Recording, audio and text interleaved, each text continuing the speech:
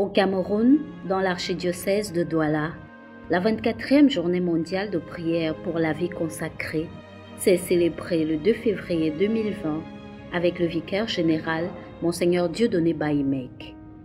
Un grand nombre de personnes consacrées s'est retrouvé à la cathédrale Saint-Pierre et Paul de Douala pour donner à cet événement un cachet particulier à travers des expositions, une conférence sur le vœu de l'obéissance et une tranche récréative pour la plus grande gloire de Dieu. Ils sont réunis au sein de l'URAD, entendez, Union des religieux et religieuses de l'archidiocèse de Douala. Elles sont environ 117 femmes consacrées et 71 hommes consacrés pour 23 congrégations féminines et 14 congrégations masculines. Chaque congrégation vit du travail de ses mains, comme l'attestent ici les divers objets exposés.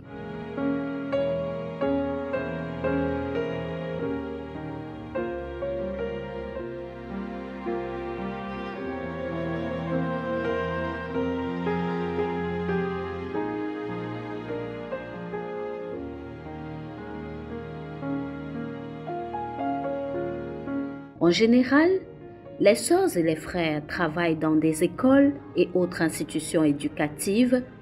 Ils s'occupent de la jeunesse, des malades, de la pastorale organisée au sein des paroisses. Ils sont très impliqués dans les prisons, les orphelinats, les centres de prise en charge de personnes vulnérables et sont présentes partout où l'homme est en situation difficile. Avec joie et dévouement total, ils ont partagé leur quotidien.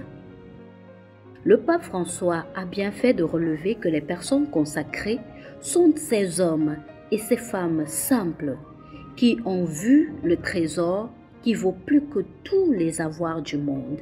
Le Saint-Père a rappelé aux religieux et religieuses et à toutes les autres personnes consacrées qu'ils ont laissé des choses précieuses comme les biens matériels, le mariage, fonder un foyer, faire des enfants, parce qu'ils sont tombés amoureux de notre Seigneur et Sauveur Jésus-Christ.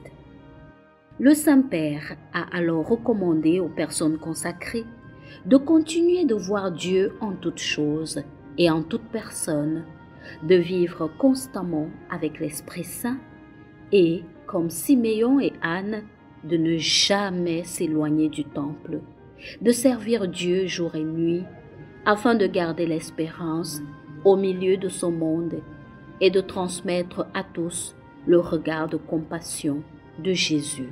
Notons que chaque 2 février, l'Église célèbre la Journée mondiale de la vie consacrée, une initiative du pape Jean-Paul II en 1997 afin de promouvoir la vie consacrée. Rappelons aussi que la vie consacrée est un choix exigeant qui suppose un don particulier de Dieu qui n'est pas accordé à tous, ainsi que Jésus lui-même le souligne dans le cas du célibat volontaire, confère Matthieu chapitre 19 versets 10 à 12.